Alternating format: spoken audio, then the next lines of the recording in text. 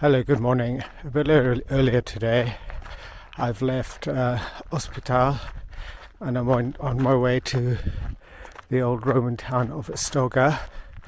As you can see, the terrain, vegetation, landscape is completely different to how it was yesterday and the previous days.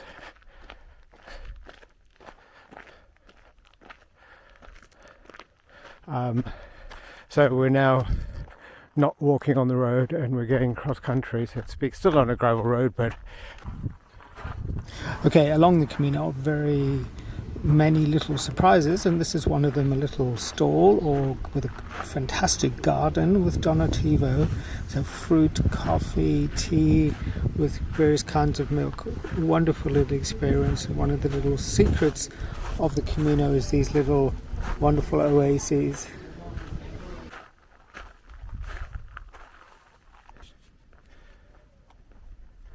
Okay, just approaching Astorga, which is a Roman city called Historica Augusta, called a magnificent city by Pliny, and it was an important administrative and military centre.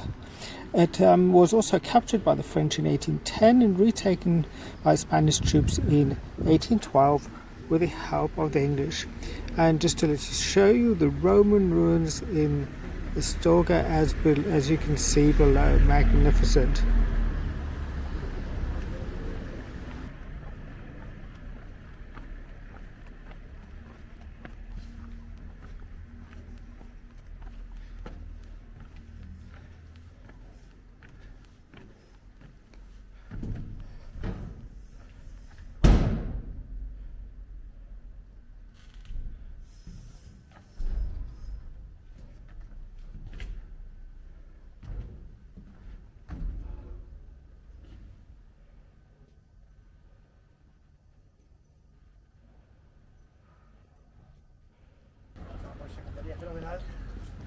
What you can see now is the Episcopal Palace in Astorga by the Catalan architect and artist Antoni Gaudí. It was built between 1889 and 1930, one of only the three buildings by Gaudí outside of Catalonia.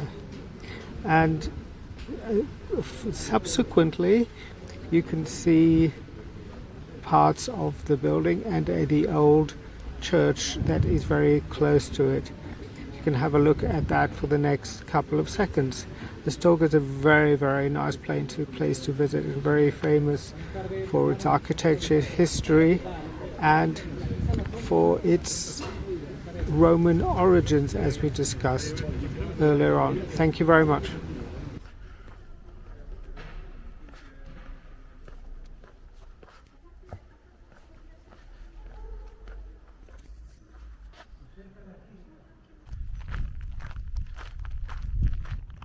okay, hello, how you doing? Right, just heading off. I left Astorga a while back on my way to Santa Catalina, walking up slowly, the road's going slightly uphill.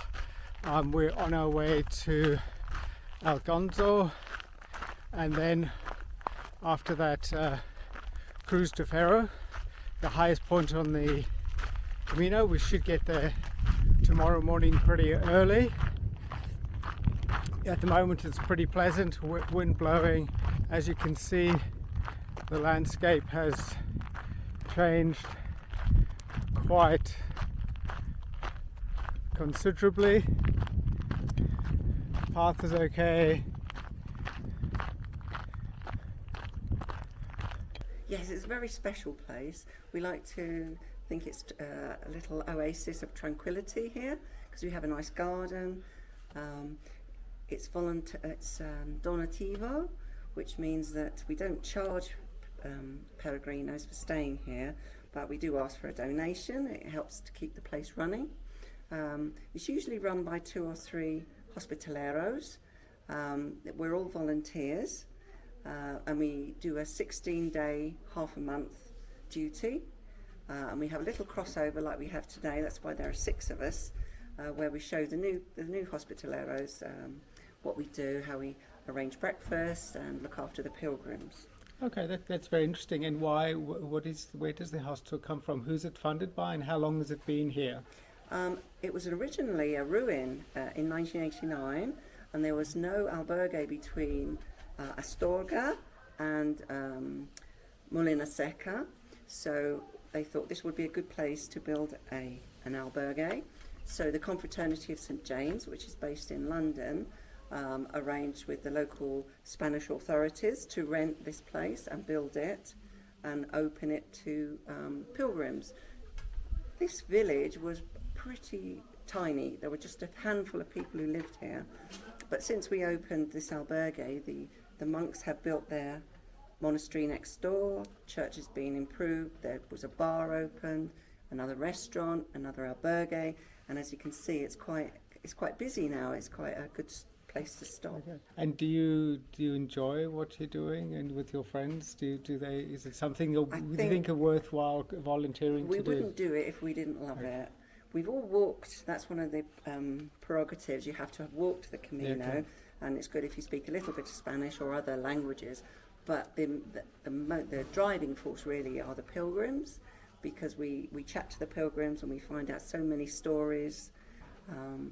And I hope that we give them a good grounding for moving on, that they can be well rested, well fed, and can move on happy that they have stayed here. Okay, that's very interesting. Thank you for your short little chat about this, and then the rest can just say hello, wave to the camera. Hello. Hello. Hello. Hello. Okay. Okay, cool. Thank you very much.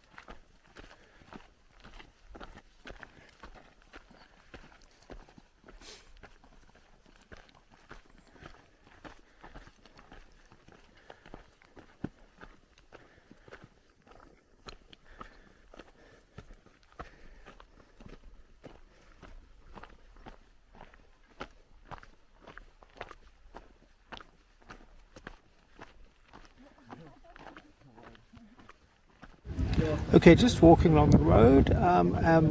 I've left Rabanal quite a while ago, and we're just walking up with this wonderful, gorgeous morning, approaching the height of about 1,480 meters, which is the location of the Iron Cross Cruz de Ferro.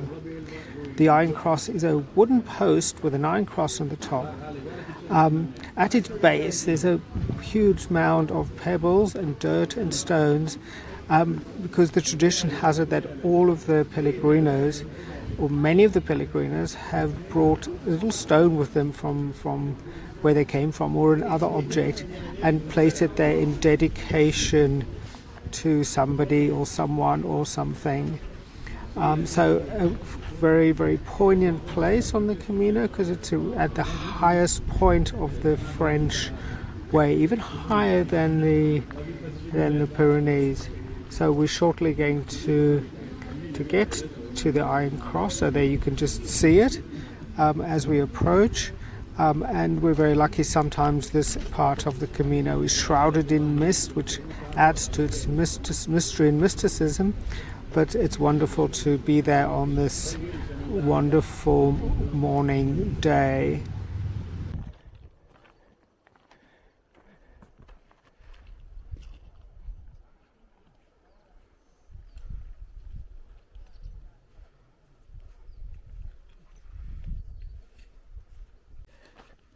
Hello, just a quick update. So I left Rabanal a little while back, went over to Cruz de Ferro, as you have seen. A wonderful day for walking, a beautiful sunrise. Now I'm just walking on a flat bit along, quite high up still, probably about 1,300 meters or so. And you can see the fantastic view of the even higher mountains on the side over there. Good path, beautiful day, awesome walk. A little bit cooler up here, but fantastic. So just enjoy the view for a few seconds.